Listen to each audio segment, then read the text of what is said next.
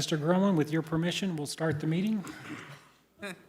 So I'll call this meeting to order. If you would follow along with the Pledge of Allegiance. I pledge allegiance to the flag of the United States of America, and to the republic for which it stands, one nation, under God, indivisible, with liberty and justice for all. Madam Clerk, I'm told Clay Cooper will be walking in any minute. Until then, would you take a roll call, please? Fenton. Here. Denham. Here. Cooper. Milton. Here. Howden. Here. Rodriguez. Here. LeBlanc. Here. Your Honor, you have a quorum. Thank you. On the agenda tonight will be a discussion of our lodging safety initiative, and the report will be delivered from Alex.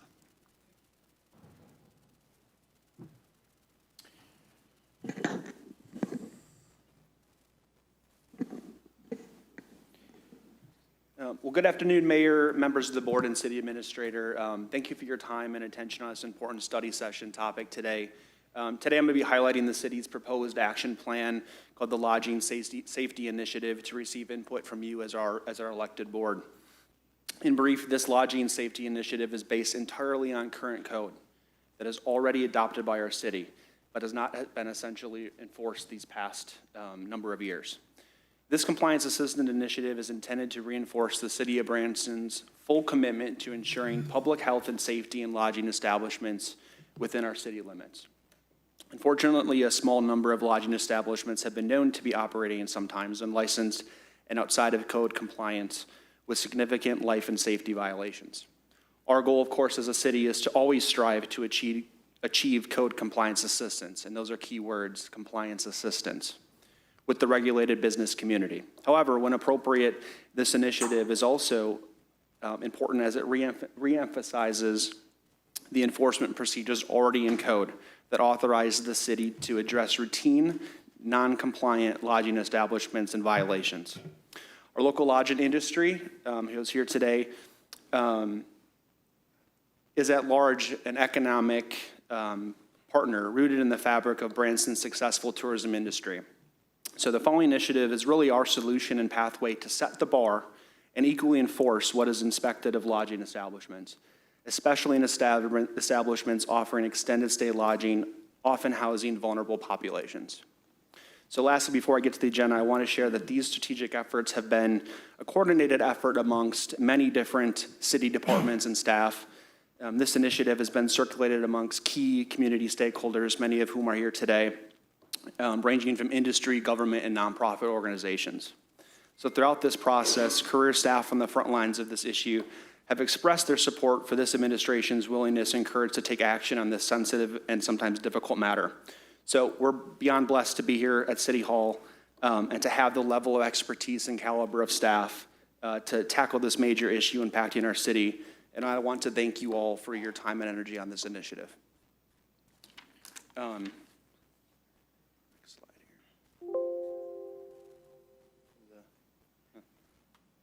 There we go. So before we begin, I'd like to share with you our agenda for this presentation so you know what to expect and what will all be covered and addressed today. First, I want to provide an overview on our city's mission on business licensing. I also want to provide an overview of the lodging establishments in Branson and the current challenges and number of issues that we're facing. Third, I'd like to provide an overview of the city's current regulatory framework from which this initiative is founded upon. And then I'll also provide a detailed timeline and summary of our Lodging Safety Initiative framework. And then lastly, of course, we're going to hear from a number of guest speakers today who are going to speak on their efforts and their willingness to partner with the city on this important issue. And then lastly, we will provide a time for question and answers from the board. So our city's mission really can be broken down on four main goals. First being to ensure the protection of life, health, and safety of residents and visitors in lodging establishments. Goal 2 is creating a fair, clearly defined, and enforceable regulatory playing field for all businesses operating in the city. And really what I'm talking about here is regulatory certainty, which really comes in two parts. One being in the creation of policy, but secondly in the application of that policy. Realistically, what we want to do is provide clear and stable expectations to allow for an even playing field with all of our regulated community and businesses in our city. Goal 3 is to create legitimacy in the City of Branson's business license. Visiting guests and patrons who are visiting, whether it's a lodging establishment or a business, when we provide a business license, we are designating that business is operating to code, is compliant, is remitting tax, and is a place that the City of Branson can be proud of. So we really need to maintain and create legitimacy in our business license process, which this will touch on today. And goal number 4 will ensure the City of Branson enforces the laws and regulations that are adopted in our current code, which of course creates legitimacy back to our business licensing program. So as we all know, Branson is a premier destination for millions of visitors annually, and we're proud of our wide range of lodging establishments, from motels and hotels, condominiums, beds and breakfasts, resorts, other types of lodging. And I want to point out the majority of the establishments in Branson are compliant with code and licensing, as you can tell from the chart here. However, there are a few that are not licensed at all, which means these establishments are not remitting tax. They're not, they could have life and safety violations, and they aren't inspected. So they're really unknowns. Secondly, there might be a number of businesses that are lodging establishments who are routinely non-compliant on life and safety matters, and that's something that we want to address through this initiative. So to give you an idea, our mindset really, as a city, is to be an active partner ensuring that Branson is a great place to visit and or stay. So I'm going to outline 3 different issues and challenges that kind of encapsulate this whole issue, and one being obviously the routine non-compliance, 2, the history of lack of enforcement, and 3, some of the political pressures that have influenced this process in the past with the city. So historically, a number of extended stay type of lodging facilities with city limits are kind of that example of routine non-compliant lodging establishments. This is obviously a problem for the city because it poses 3 main issues. 1, it ruins the tourism reputation and the lodging industry association that we work so hard through marketing dollars and our experiences over many decades. It tarnishes that. Secondly, you have to consider the health and safety of the tenants in some of these establishments as well.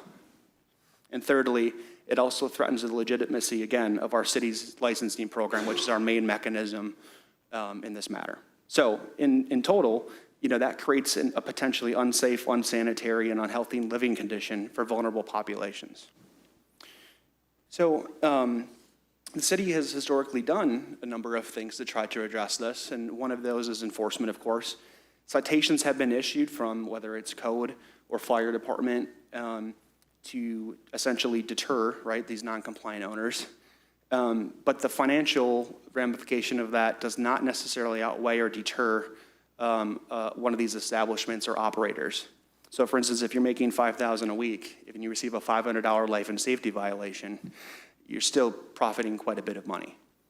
In the past, citations were sometimes dropped or they were reduced, which of course then doesn't meet our goal of having these operators and establishments maintaining code compliance, and it also might even create future recidivism. So, and lastly, the political pressure of this. This is a sensitive issue because oftentimes we're dealing with disadvantaged or vulnerable populations that might stay in some of these establishments long term. What we've discovered in speaking with staff, and Kathy's been an excellent champion on this, of having all staff department meetings, and especially what we heard from fire is, and other types of staff that enforce these types of code, is that in the past there was a culture that was created or a feeling that if we were to actually enforce the law and go after some of these establishments, that there might be an elected official or a previous administration leader who would not necessarily go the full mile on the enforcement. So there's been this culture of we have the codes on the books, not necessarily the political will to do so, to enforce and go all the way when necessary. Given this can be a life and safety issue, this is an incredibly important issue, and we want to take that initiative and move forward with it to at any means necessary. And also, of course, media attention on this issue whenever you're displacing vulnerable populations. There might be other types of media outlets that reach out and, try to portray Branson, which is obviously a tourist town, and look at our lodging establishments and think that, our city is unsafe, unsanitary, unclean, has these types of, whether it's poverty or crime or drugs. So there's kind of a sensitivity around this issue when we were exploring this with staff of what can we do on this big rock, this big challenge. And that's really where this initiative kind of came into fruition of, well, let's look at what our codes are. Let's look at what's on the books. What do we need to change, if anything? And it turns out that we really don't need to change anything. We just need to have the political will to move forward and execute this. So I'll give you a brief overview of our lodging safety initiative. It's really a 3 strikes type of initiative through a guidance document, and this was attached to the agenda today, which you'll see. But we've adopted a lodging program previously, and we have code regulations that enforce public health and safety standards for lodging establishments. Those particularly include Chapter 18, which the city had adopted the IPMC, Chapter 22, which is our business licensing chapter, and Chapter 42, which is fire prevention and protection. So, again, this initiative is really intended to provide clear direction and support to staff here and to city departments on the priority of ensuring code compliance. And again, compliance, right? Not the strong arm of the enforcement mechanism, but code compliance. That's what we're really seeking to do here to meet our code that's on the books. So through this, we want to ensure public health and safety in our lobbying establishments. And when warranted, this mechanism and this initiative and document will be able to follow through on that. So I've kind of outlaid here over the next 2 or 3 slides, I call it our path to code compliance. And you'll see in red there, day 1, 2 weeks, day 15, and so on. That's kind of the timeline here of how this process goes out. Step 1 includes a standard inspection. As part of a lodging establishment here in the city of Branson, you will receive a code by our police department inspection, as well as a fire department inspection. The health department also does an inspection, which is a little bit of a separate process given they're the county entity, but it all kind of comes together in one regulatory lodging establishment licensing framework. So if violations are found in the initial, and again, what we're talking about here is significant life safety issues, the city of Branson will issue a standard notice and order. And really what that is, and for lack of a better words, an inspection checklist or after action summary in a sort, where the owner and operator will be able to see all of the items that are not in compliance. So 2 weeks later, we will go back out for a reinspection. And again, I want to be clear, all of this is in code. This is all standard process. You'll see the citations on some of these. This is all currently our standard process. Where we deviate, I think, is coming up on our next slide here. Again, still all in code, but more so just moving forward on actually going through the full process. So there'll be a reinspection. Whether it's a code issue or a fire department issue, they'll conduct a standard reinspection, and they will go through and check and see if it's a public health and safety code violations have been corrected. It's a $94 fee for our reinspection. That's standard. Afterwards, and this is during the same visit, if it's determined essentially that they've issued a citation and they're failing it to comply with the notice and order, they'll receive the $500 citation, which is for life safety violations. So after that step's made, we've kind of gone through the gamut of a regular inspection. We've done a reinspection. We've allowed 2 weeks of time essentially to allow that owner operator to come into compliance. We've given them, and if needed, there's other mechanisms along the way. If it's truly a life safety issue that needs immediate type of action, we do have the codes on the books to move forward on that, right? So if there's a really severe structural issue, or there is imminent threat of a fire or imminent threat of a building collapse or something along those lines, there are codes that address that, both dealing with code enforcement and with fire on the fire side. So going back to step 2B, step 3 just as a general marker, I put day 15, because I think it'd take about 2 weeks to get to this point. So code or fire basically makes a formal determination on repeated noncompliance, on significant public health and life safety violations, right? At which point they would provide the notice of order, the citation, and a report of recommended action to the city administrator. The city administrator would review this, and if it's determined to revoke the business license, it's actually our finance director in code, as they oversee the business licensing process here in the city. So they will provide the licensee with notice in writing, basically providing that a revocation is to be made and to set forth a date for an informal meeting. So through this code requirement, you have to give at least 5 business days worth of notice. So during that time, of course, you could also, the owner operator could also be rectifying those issues that are currently still going on. So it's not like the clock stops, right? If you're coming into compliance, we want that. In fact, upon successful demonstration of code compliance, we end at that point, right? We don't have to proceed to step 2, step 3, step 4, step 5. Because at the end of the day, we want to come into code compliance. That's our goal, is to not shut down businesses. It's to make sure that we're coming into code compliance.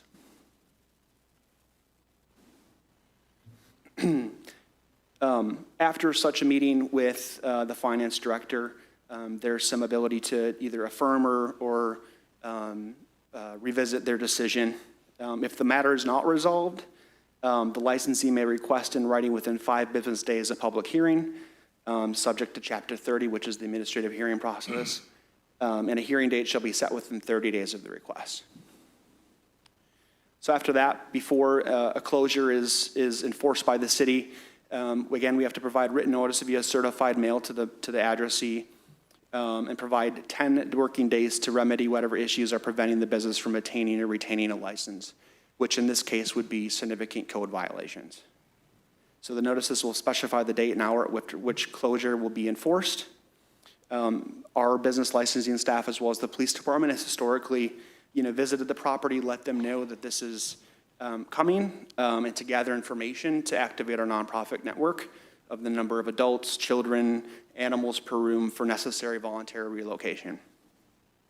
At which point then we go to the next step, if the issue has not been resolved, where we actually formally revoke a business license. This is the part of this where we engage the nonprofit networks, which play a really important role in this, to make sure that folks that are the tenants that are at no fault of their own dealing with this type of closure, right, which is an unfortunate situation that we don't want to get to this point. They have the resources and means to be provided for, right, which is kind of outside of the city's scope of main services, but we want to make sure that we're taking care of our people here in Branson. So in that respect too, we want to establish temperature and weather guidelines to direct the timing of shutting off of water. So for instance, we haven't formally determined this, but not below freezing, not above a certain amount for heat, no severe weather, those types of things. Because again, we don't want to displace people who are already in tough situations and add more to that situation. And then lastly, it is disconnection of city water utility service. So this is currently, again, in our code as the last step. And we can disconnect their city water utilities if the violation is not corrected within the 10 days after the finance director provides notice. So, as a result, of course, the termination of water service and the closure of the business will have to happen concurrently, because we don't want to have a place where people have access to potentially unsafe, unsanitary, and or dangerous conditions, of course. And then lastly, is the reinstatement of business license, because again, I think that's a logical end to this, right? Is that we want to get folks who are owner-operators of these types of establishments back into compliance by reinstating their business license. So that would include taking care of and resolving all issued in orders and notice and orders, payment of all violations, inspection fees, the tourism tax deposit, I believe, and then the license reinstatement fee of $60. So, that's realistically, if we have to go through the shutdown and closure process, we ultimately want to end in a place where they're back into a place of doing business. And that's kind of our philosophy of this. Again, it's the path to code compliance instead of enforcement, right? So anyway, we've kind of demonstrated here, I think, the need for action. We've went through the current regulatory framework of how the city has certain authorities already in code to address this issue. We've developed a compliance assistance document, which is located on our website underneath this agenda tab. But now at this point, we want to, of course, get the blessing here from the board to move forward on this. This is an issue that, talking with staff, as I mentioned, we have staff who've been here for decades and decades and have said, thank you to this administration for finally taking on this issue. This is something that's really important, that's been a political football that others want to just kick down the road, and we're not going to do that. This is life safety issues. These are important. The issues here that could come about in the news could be detrimental to our tourism industry, right? And have Branson being kind of that beacon of a safe and healthy place to stay and live and thrive. And we want to tackle that before it becomes an issue. So, this is a sensitive issue, but we're excited as staff to be able to, take this issue by the horns. And with your blessing, we, of course, want to move forward with enforcing the code that's on the books and get moving on this issue. So the next step, of course, would be implementation. But first, I wanted you to hear from many of the experts and their experiences in the field. Police Chief Schmidt, Chief Martin, Lisa Marceau, who's the director of the Taney County Health Department, Lori Hayes, who's the executive director of the Branson Area Lodging Association, and Tracy Banks from our House of Hope. These individuals are, live and breathe this every day, right? And we thought it was important to bring them here today to explain to you, their experiences, how this coalition would work, and more importantly, show that we're working together, across government, across nonprofits, across the regulated community and industry. And we're proud to be able to have that type of relationship. So thank you for attending today. And we'll let you speak here in a moment. So at this time, I'd like to introduce our Police Chief, Eric Schmidt. He'll provide just a few minutes worth of remarks on the police department's perspective on this issue.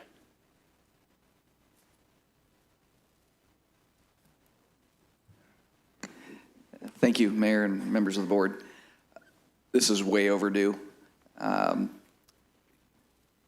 want to highlight what Alex said. We really, in this arena, we're dealing with the 80-20 rule or 90-10 rule. The majority of all of our operators are doing it the right way and following the rules. We have a few, however, that are not, and they specialize in drawing out the process and bringing in money while operating not safe properties and continuing on that way, which really frustrates our staff. And I think when you think of our staff, maybe you go right to our code enforcement, but also our police officers, because our police officers are the ones out there responding day and night and seeing some of the crossover issues that are caused by this. So it has been a very large frustration for us in trying to have, for lack of better terms, some teeth to actually hold these people accountable and just follow the dang rules and make it safe. I think one of the natural areas that people go to is thinking that, well, we don't have any concern for the people that are in these places, low income and so forth. Absolutely could not be further from the truth. It is precisely because we care about these people and we're frustrated that we're not able to help them get better conditions that it just drives us nuts. There will be situations. Probably it'll take a couple attempts for people to figure out that we're serious and we mean what we're talking about, and we will need to be able to use the assistance of our partners to relocate. But we've done it in the past, and we have caring people in here that can help us. But first and foremost, we have to focus on making these conditions safe and really getting us in a situation where we're eliminating unsafe living conditions, and that will feed and eliminating unsafe neighbors and things that go along, the people that tend to congregate to those situations. So I was one of the ones that wholeheartedly spoke up and said, yes, thank you for trumpeting this cause. It's been a frustration for public service for quite a while, And it is exciting to be able to see that we're going to be able to take some steps that I really honestly believe once we hold a couple accountable, the others are going to see they can't continue to get away with what they have been, and then they'll put some money into fixing the properties up the way they need to be. So.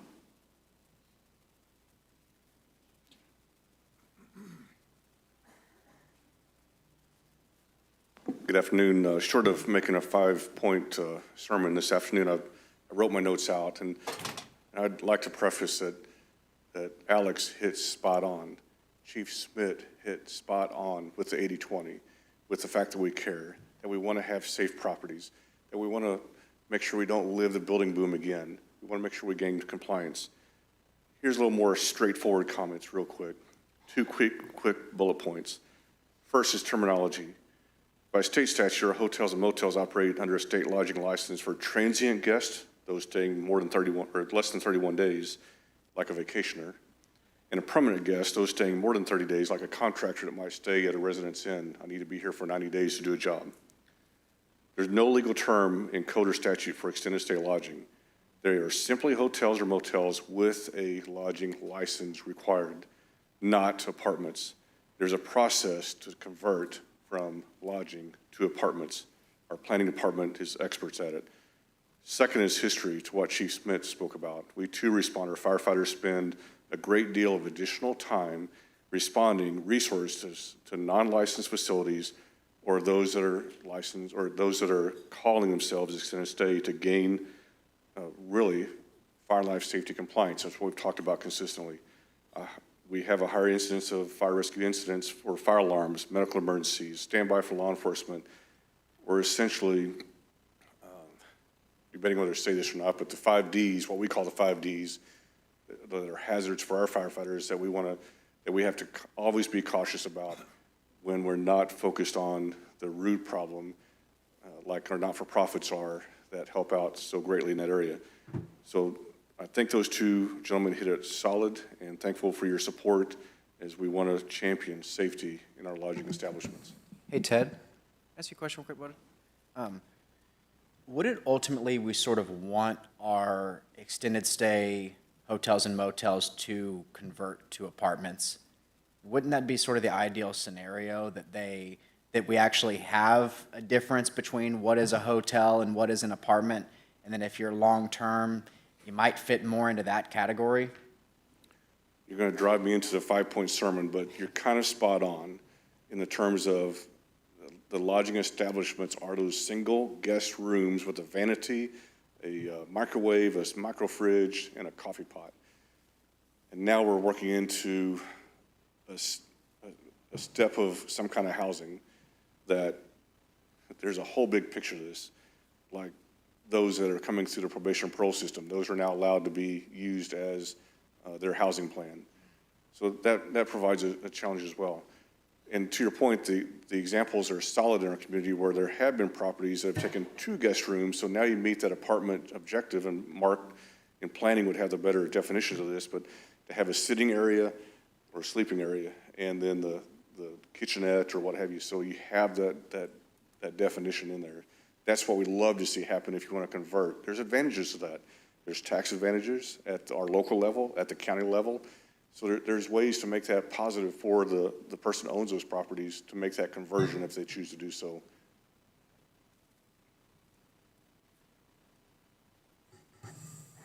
Thank you, Ted. Lisa?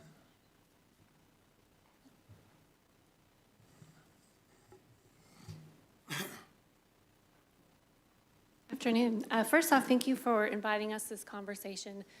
We are very much consider ourselves a partner in this with the City of Branson. It's been a long-standing partnership. Our inspectors work very closely with your team here, and a lot of great things come from that partnership. So just to kind of give you a little bit of information about how we fit into this piece is that our inspection cycle is based off of the Missouri Department of Health and Senior Services. And so our team starts inspecting in that February-March timeframe. We have until the end of September to wrap up our inspections. So what happens on our end is either our facilities through their annual inspection that either pass and get a health permit or they do not get a health permit. And so that's where that linkage with the business license come to be such an important tool in this entire process. So we are incredibly thankful for that because it does act as a tool to make sure we get our facilities into compliance. Historically, those were not linked, and so that is something that we're very passionate about because we found that we had facilities that maybe had a health permit and not a business license. And so that's something that we also, as we look at this, think to be very, very important. Our board has also expressed some concern over these facilities that do not have a health permit or a business license that continue to operate. Of course, the safety concerns, also as have been mentioned, the media concerns. We all know that Branson garners national attention, and so that is a big concern of our board as well. They voiced that to me as we discussed this. We also just really appreciate the opportunity for an enforcement type of action because at the health department, we can revoke a health permit and then we don't have a lot of enforcement past that. So to have the ability to plug into the enforcement avenue through your team, that would be incredibly beneficial so that we don't see these facilities that are out of compliance. And we say the word out of compliance and it sounds a bit cold and callous, but what we're talking about are facilities that are not healthy, that are not safe, that have life safety issues. And so that's where our real concern lies is those facilities that are not meeting those standards. We also are really grateful that you all are acknowledging the displacement of individuals that live in these facilities. We know from experience that it is a great lift on our nonprofits and our social support agencies when one of these close. I do ask that as we move forward, our ask would be in that realm that there is better looping in of that system. What we find is sometimes we get a notification that something is closing rather quickly, and then all of the nonprofits, all of our social supports really have to struggle to get folks where they need to go. So just in closing, we're grateful for this partnership. We're glad that you all are looking at an enforcement avenue that benefits you all, it benefits us, and so we just hope to continue to be a part of that conversation. Thank you. Thank you, Lisa. Here comes the big cheese. Hi, Lori. Hello. Good afternoon, and thank you for having me. I know most of you know me, but some of you may not. I'm Lori Hayes. I serve as the Executive Director for the Branson Area Lodging Association, the Springfield Hotel Lodging Association, as well as the Missouri Hotel and Lodging Association. I have also served as a board member for the Taney County Health Department for 6 years. Just some background, the Branson Lodging Association has over 70 lodging establishment members, and we have as many associate members that work alongside of our industry. Our board is largely in favor of the enforcement of the existing ordinances as they apply to lodging facilities in Branson. The majority of the lodging facilities in Branson want to do the right thing when it comes to the life and safety of our guests, but there are a handful of non-compliant facilities that need to be addressed. The lodging industry is one of the most heavily regulated and taxed industries in our area. Our members are very conscientious about complying with building, fire, and health code. In addition to complying with these codes, our members also sign a code of ethics as a requirement of membership. Our industry does not want non-compliant facilities to ruin the reputation of our community to the 10.2 million visitors we get each year. Please encourage the enforcement of the existing ordinances on facilities that are non-compliant and a potential blight on our community. Looking to the future, if you look at most of the current offenders, you're going to find that they were originally built as traditional sleeping units, but are now being used as dwelling units. Those are building code terms, sleeping unit versus dwelling unit. A property such as the Residence Inn has a larger square footage than a traditional hotel room. It has separate cooking facilities, et cetera, so those are kind of a different animal. These extended stay facilities have taken advantage of the gray area in the lodging code for too long. They don't belong in our category. We encourage the Board of Aldermen and the city to work alongside of state officials to finally make an extended stay category in the lodging code or separate it altogether. This will allow them to be regulated appropriately for their use rather than through our industry. Thank you, Lori. Lori, you mentioned you have 70 members. Do you know how many total lodging properties? According to Smith Travel, they do the Branson area, so I don't have like city limits numbers, but there are 167 Okay. lodging facilities according to Smith Travel. About 13,000 rooms. Thank you. I know years ago, you and I have had this conversation. Absolutely. A few times. Yep. When I ran for alderman, you said, what are you going to do for our association? And here's the big issue, and what we're talking about today is that big Yes. issue. We've been talking about it for 10-plus years, so 10 I'm years. glad to see we're moving forward. Yeah. Yeah. Well, I know in our discussions Mm-hmm. how supportive you are for many reasons for this. Boy, I couldn't agree more. It just makes all the sense for us to have a separate category as Yes. extended stay. And unfortunately, with the research that I've done, it's going to have to be done on a state level. But if we can get the Board of Aldermen to go in line with our city officials and push for it from a legal standpoint, we can definitely throw our membership support behind that, our resources with Department of Health at the state level. I think it's beyond time. I'm having these same conversations with the executive directors in both Kansas City and St. Louis because it's an animal that doesn't exist, this extended stay. And I think we're well past time to address it. Moving forward with what Alex has proposed, it's an initial step, and it will start to close that gap, but I think we have a bigger rock to push up the hill eventually.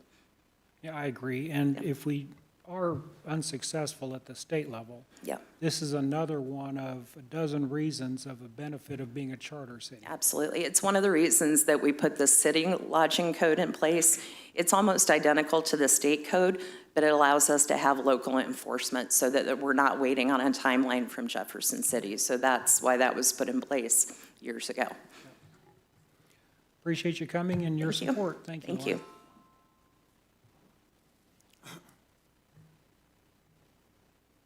Hey, Tracy? I'm Tracy Banks, and I'm with House of Hope. And I think House of Hope is obviously known within the city for the warming center.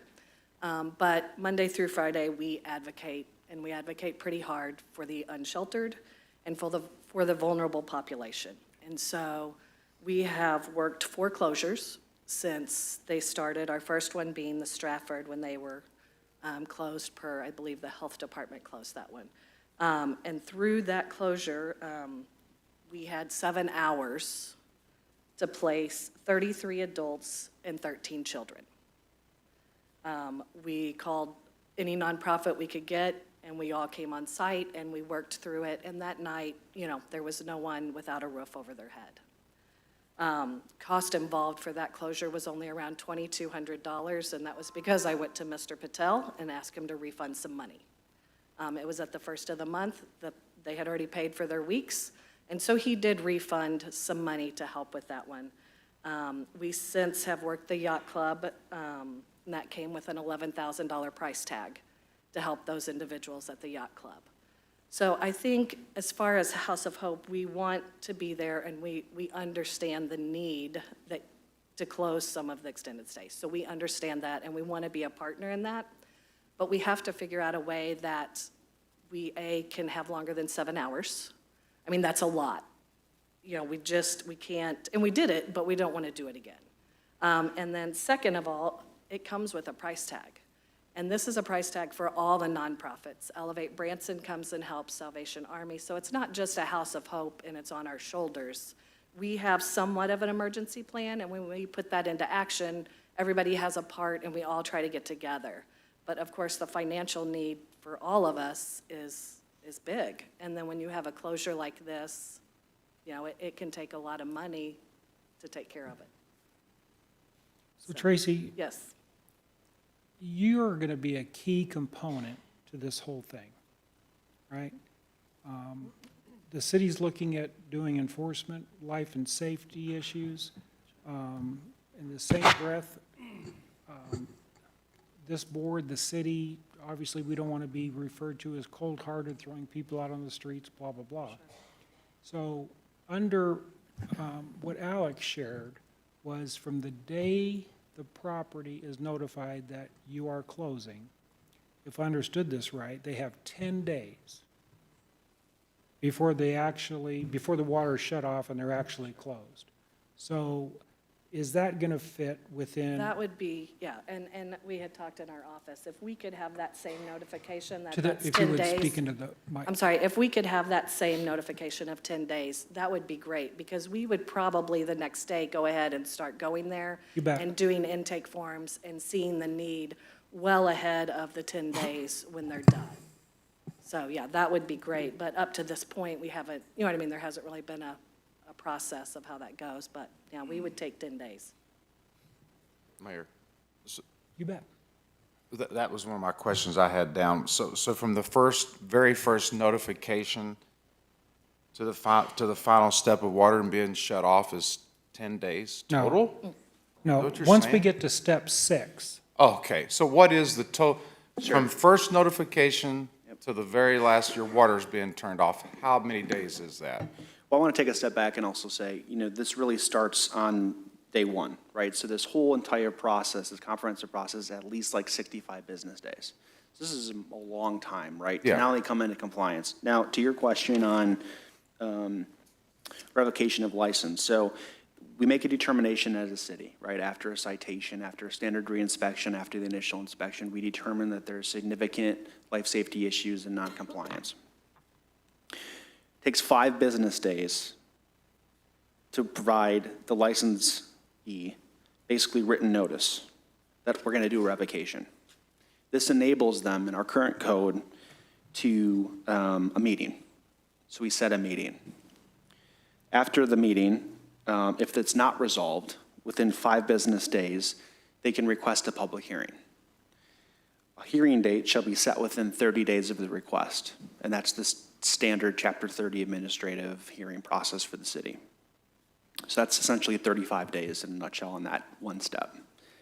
After that hearing, 30 days, right? Then, before closure and enforced by the city, the finance department will provide written notice via certified mail and provide a minimum of 10 working days to remedy whatever issues are presenting the business basically from achieving a license or being in compliance with the license. At that point, that's when we set forth when the closure will actually occur. And it's a document that comes from our finance department, and it basically notifies, right, in this number of days, we're closing at this time, this date, you are served, right? At which point, that's usually when our business licensing staff, as well as the police department, go and kind of do a head count. That's when we'd activate, of course, the nonprofit network, right? Then when we actually go to turn off the water, that's after that 10-day notice. So, yeah, and that was the point I was bringing up Yeah. with Tracy.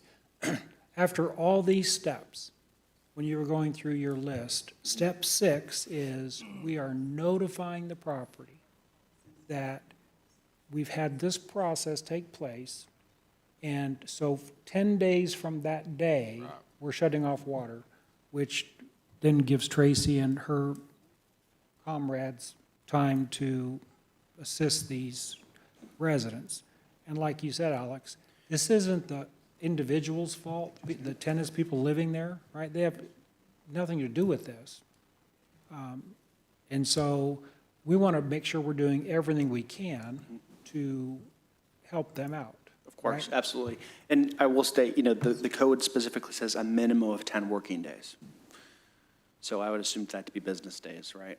But it's a minimum. Now, of course, these are life safety violations. We want to make sure that folks are safe, they're in sanitary conditions. We want to act, of course, as reasonably possible. But at the same time, we want to make sure that our, network of nonprofits are mobilized, ready to go, and in coordination. So Alex, if you would you elaborate a little bit? Because there's 2 ways to look at this. One is we want to be as cooperative and helpful as possible, right? In the same breath, when there's a violation that is a direct violation of life safety, examples, fire hazards, Yes. exposed voltage, right? Things that are immediate, then what do we have in place to be able to address that specific need?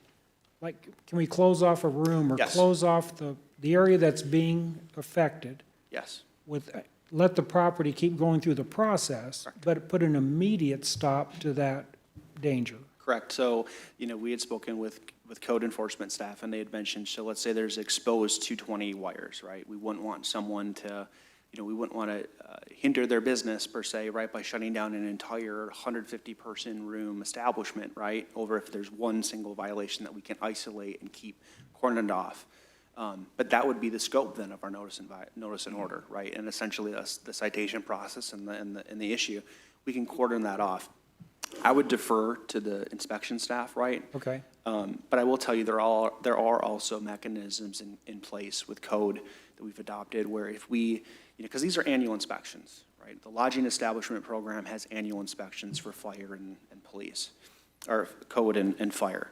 So if we show up to if an inspector shows up to a building who hasn't maybe been inspected within a number of months from last business year cycle, and there's suddenly a glaring structural issue, we have the ability to address that immediately, right? Where we don't have to go through the 65-day process. We can preserve life and safety. There are mechanisms in place to do so on that front. Now, to the example of an isolated violation, right, that we can cordon off and whatnot, that's in the discretion of the inspector to go through that process and to determine a remedy for what they feel will meet the code and what is required by us to protect life and safety, right? But that lies within the inspector, whether it's Okay, fire so or if it's code. like a dangerous staircase or something that is an immediate risk, we have the ability to isolate that as we go through the process. Yeah, and chiefs, I think you would, yes. Okay. Cody, do you have something? Well, I think you addressed part of it. I keep hearing significant life safety or public health. So I was wanting to see if we could get some maybe examples, and you've touched on a few of those. You bet. There was mention in the beginning of your slide deck about the building codes, the international building codes we use.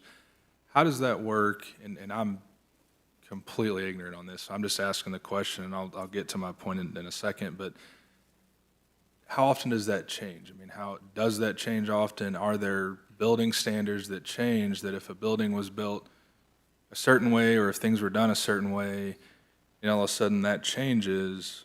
How are we addressing that, or is that even an issue? I guess is my first question. So to give a brief overview here, so the International Property Maintenance Code was the 2018 edition. The city adopted that in, I think it was 2018 to be effective 2019. Same thing with the International Fire Code. That's the 2018 edition, adopted, I think it was October or late 2018 for a beginning in 2019, January 1, 2019.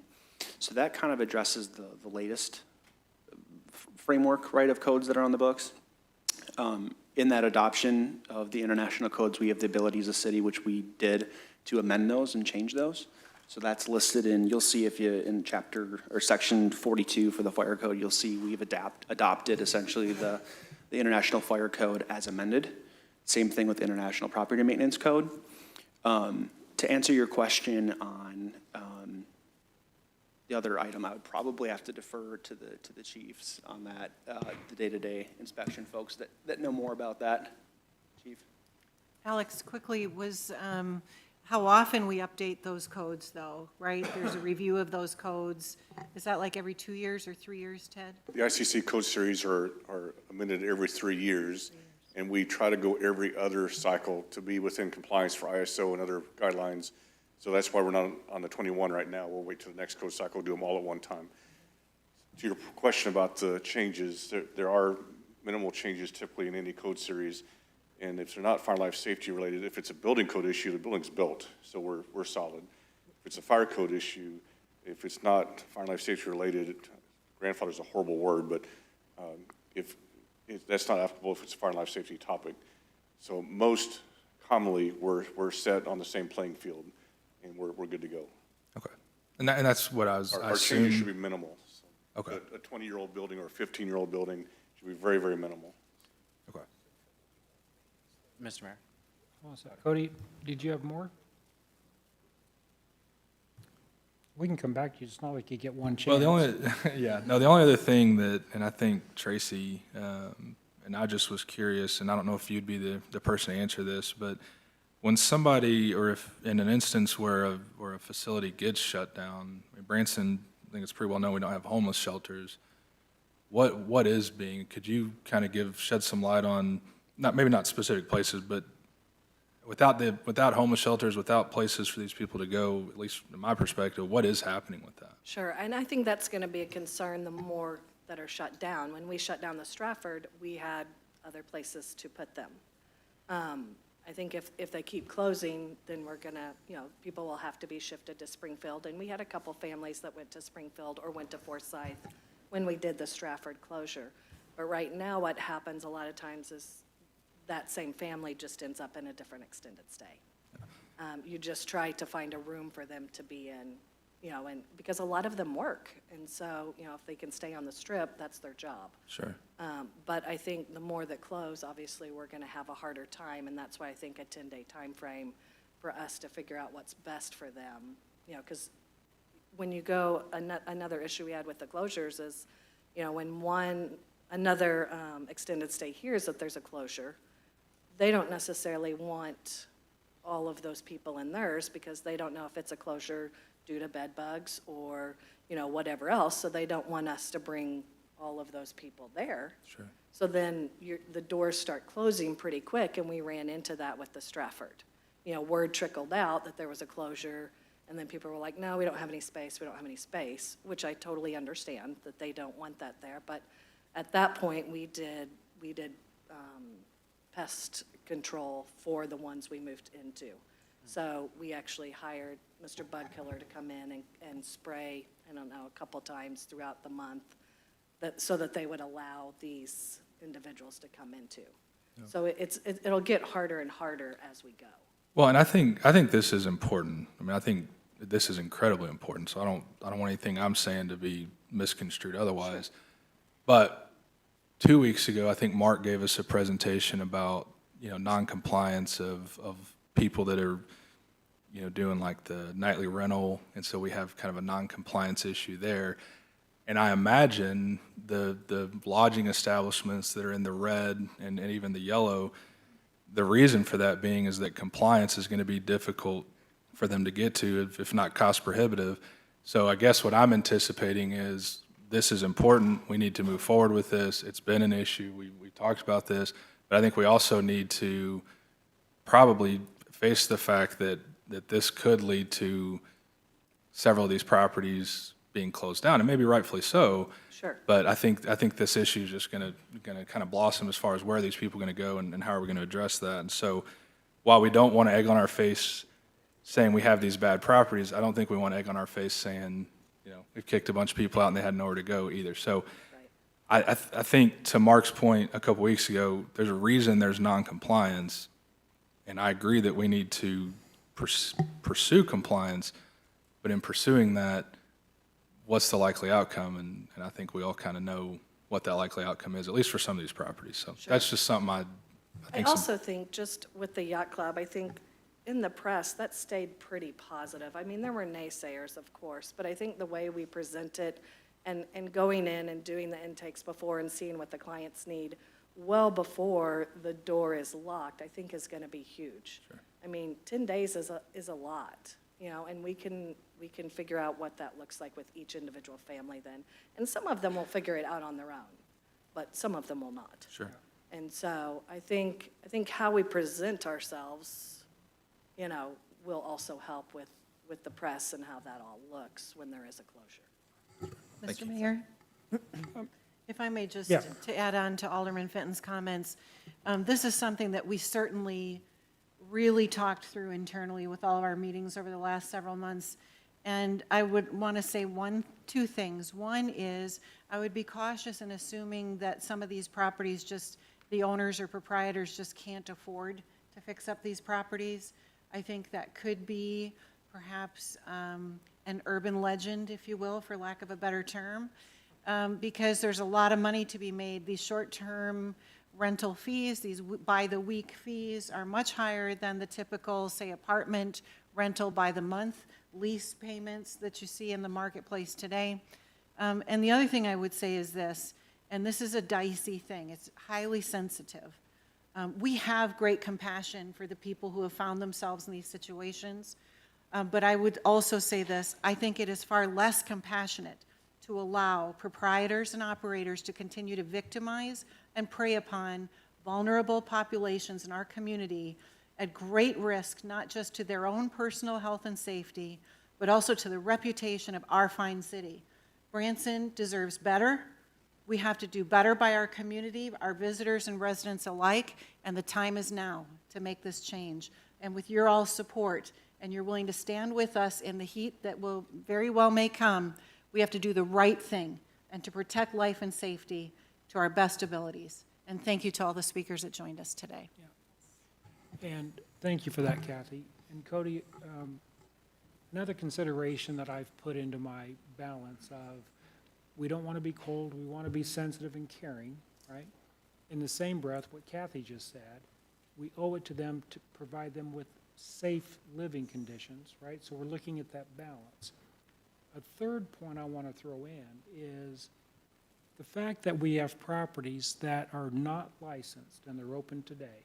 We have properties that have life safety code violations, that the city has written a code violation, that there's something that is a life safety issue. Without taking action, what we're doing is we're purposely looking the other way, and God forbid a fire or something happens, it's going to be hard for us to sleep with ourselves, right? So I know when we're looking at all these decision points, the fact that we're addressing the serious life safety issue. We're not talking about weed control and sign codes, and right? We're talking about the real serious issues. I really take my hat off to Kathy for leading this charge and bringing us to this day, because many in this room know that we've been talking about this for years and years and years. I just want to throw out there that other issue. Marshall, you had something? Yeah, well, I think the way Kathy put it was really a great way to put it, and really kind of got it all into perspective here. These are conceivably spaced out, right? I mean, could we see a scenario where we launch into this and 5 close all at once, which might make, Tracy's organization, or, I mean, maybe you have 10 days, but if you have 5 to do, you know what I mean? So is that something we're looking at, kind of spacing this out, or we have those 5 to 10 that we're going to go and we're going to jump on and they're going to be closed? I mean, So we have to equally apply the law, right? And we can't assume that there are violators, right, before we've done an inspection. So we would have to go through our normal annual inspection list, right? We can, of course, prioritize, right, known violators, but, we have to be very careful in equally applying any type of enforcement, to any business here in the city. specifically the 3 strikes policy, that's in code as well? So it's not necessarily 3 strikes, right? That verbiage is not in code, but what it does is we've encapsulated this into a comprehensive type of 3 strikes policy. I see. I think it's, again, it's that standard inspection, which is in code, the reinspection, the notice and order, the citation. But in the past, what we've done is just issued citations that maybe don't get pursued, they get dropped, or they get, you might get a citation every single day, right? We're tying up resources in our court, or they get settled on, right? You have the court system. But that's not an adequate way to address this, because, it would make sense, right? Citation should provide not only a remedy but also stop the continuation of being out of code. It should make compliance, but it doesn't. That's what we found. So that's why we've decided to explore and look, and through, like I said, through our research, we found other provisions in the code where it talks about water shutoff. And that's I think the mechanism here, that it's hard to operate a business without water, right? As many of you own businesses would know, if you have your water shut off, it's very difficult. Also, by shutting off water, there's also provision in code that states that we can't allow people to live in those areas. So that provides another layer and another mechanism here to ensure that we're not only protecting life and safety, but we're also, moving forward on the enforcement front. Right. You know, Alex, I do have to say, I do find one part of this sort of frustrating, that, Branson has been hit for a long time in the past, but we're trying to clean things up now as sort of one of the toughest places to do business, and we've gone through that and want to be kind of cut the red tape and that kind of thing. And then in this area over here, we've sort of been lax on the enforcement.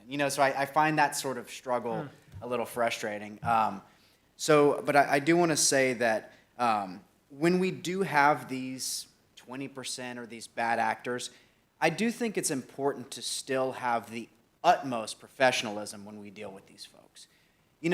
We even see it as far as a staff, and people develop reputations, and we know it as aldermen because they're the phone calls that we get, and sort of we relay that with code enforcement. It's like, that's one of our frustrating people.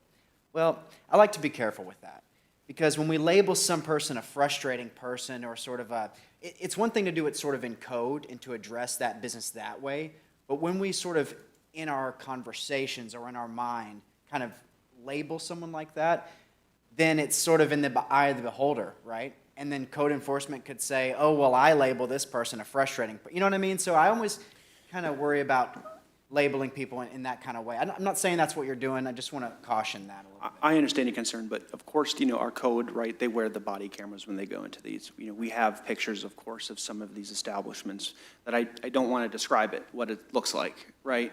You can't argue with that. Yeah. The notice and orders when we're talking about significant life safety issues, right? Because there are two different, there's also a citation, it's $100, I believe, for non-life safety issues. Mm-hmm.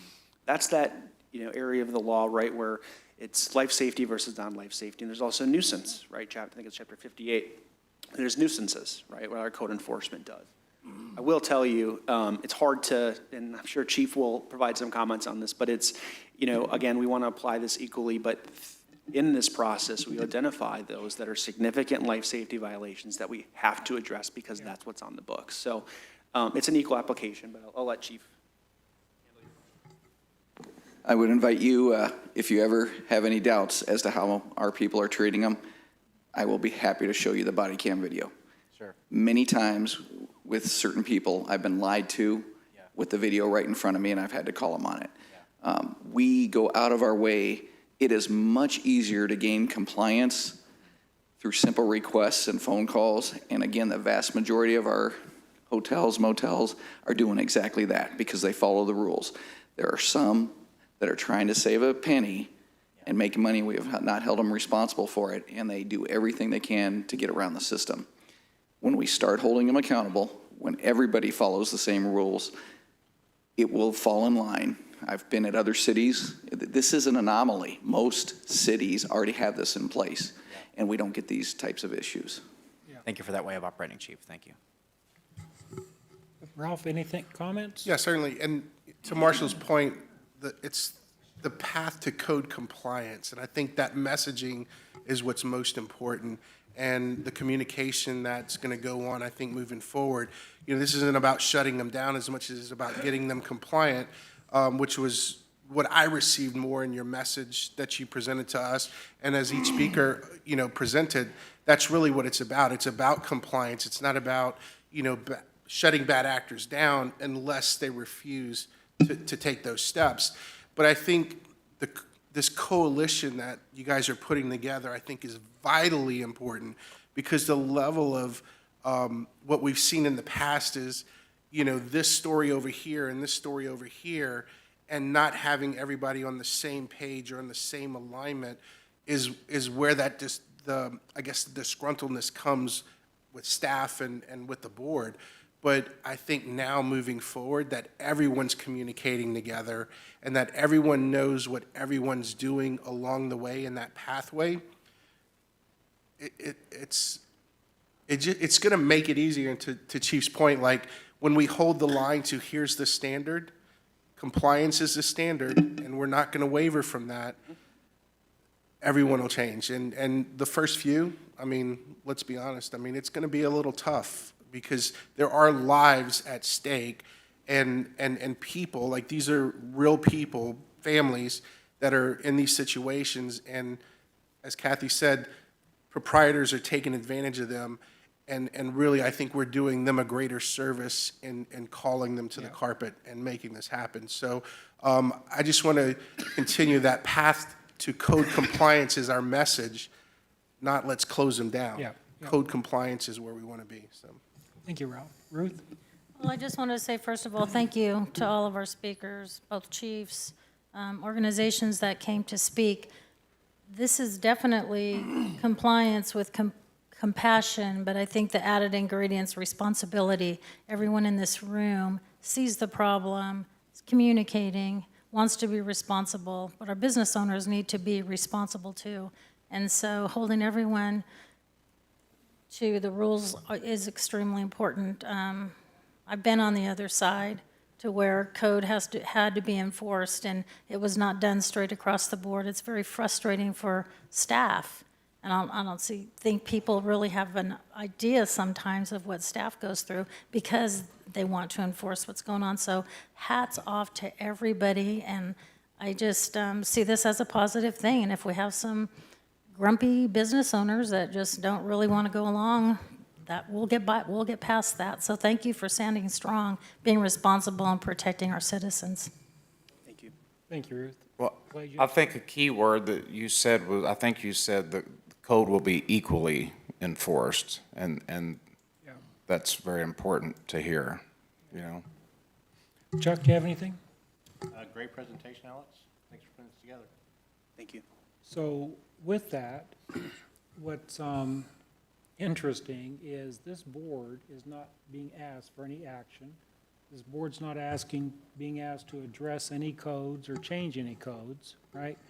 Everything that Alex has presented is already on our books. So it's just the administration is looking for our support on start enforcing what we already have, right? And Mayor, if I could make one more request? You bet. You're absolutely right. So we're informing you that we've done the legwork, we've done the outreach, we've communicated with our partners. But the biggest and most challenging thing for an elected official going forward is going to be when you get the call, right, that the city's being mean or unfair to them. I would simply ask that you just say, I hear what your concerns are. Please call Kathy Stepp, our city administrator, and I will take it from there. And I'll be happy to report back to you. But it's the political will that it takes sometimes to stand firm and to hold the line and to protect public life and safety. It sometimes, it comes with a little heat. So you should be expecting it because it will come, and I'm asking you to use that tool to be able to respond. Thank you. Well, I am confident this board is very supportive. We're obviously going to hear from critics, right? We're going to catch some heat from our media, some media, but I think that is to be expected. But I feel really proud to serve on this board, doing what's right for our city. Been a long time coming. Alex, thank you for the amount of hours you've put into this. Thank you very much. Any other closing comments? If not, I would entertain a motion to adjourn. So moved. Second. Motion and a second. Did you get that, Hill? I did, yes, sir. All in favor, say aye. Aye. Opposed, same sign. Ayes have it. Thank you.